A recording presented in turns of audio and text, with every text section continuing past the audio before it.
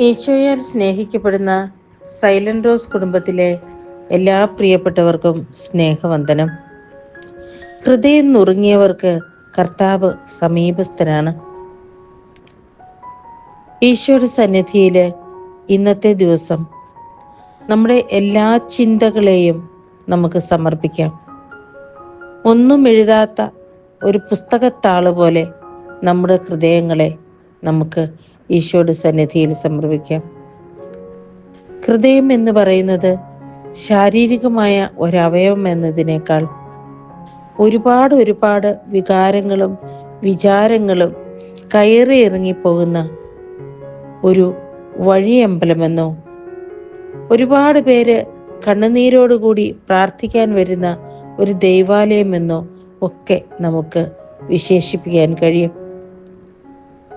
ഉള്ളിൻ്റെ ഉള്ളിലുള്ള ശ്രീകോവിലിൽ ദൈവം കുടിയിരിക്കുന്നു എന്ന് നമുക്കറിയാം. എന്നാൽ ആ ശ്രീകോവിൽ വരെ കടന്നു ചെല്ലാനുള്ള ക്ഷമ പലപ്പോഴും നമുക്കുണ്ടാവുകയില്ല. പെട്ടെന്നുണ്ടാകുന്ന വികാര വിക്ഷോഭങ്ങളാൽ ജീവിതത്തിലേക്ക് നമ്മളെ തന്നെ ചേർത്ത് വെക്കുമ്പോഴാണ് കൂടുതൽ പ്രശ്നങ്ങൾ ഉണ്ടാകുന്നത്, ക്ഷമിക്കാൻ കഴിയാത്തത്. കഴിഞ്ഞ ദിവസം ഒരു കുഞ്ഞി കഥ വായിച്ചു. ഒരു ഗുരുവിൻ്റെ അടുക്കല് 2 ശിഷ്യന്മാർ വന്നു. എന്നിട്ട് ക്ഷമിക്കാനുള്ള ബുദ്ധിമുട്ടുകളെ കുറിച്ച് പറഞ്ഞു.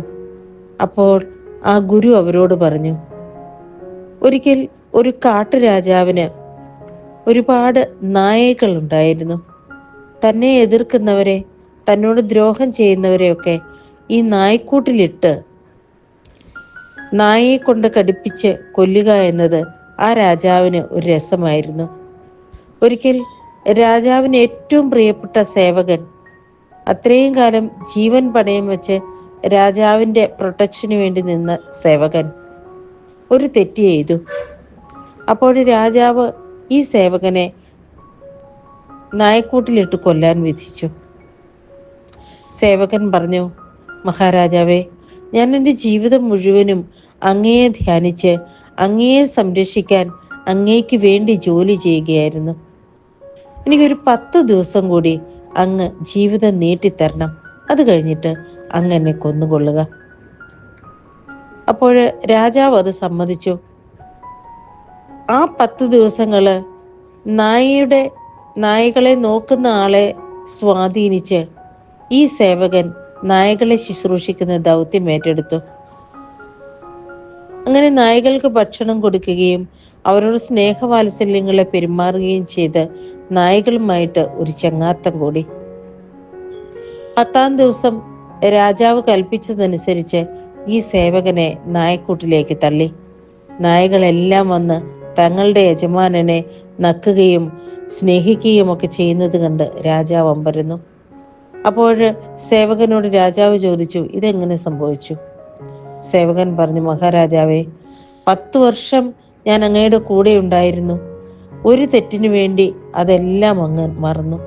എന്നാൽ 10 ദിവസം ഞാൻ ഈ നായ്ക്കൾക്ക് ചെയ്തു കൊടുത്ത സേവനം ആ നായ്ക്കൾ മറന്നിട്ടില്ല എന്ന്. ജീവിതത്തിൽ ഇങ്ങനെയാണ്.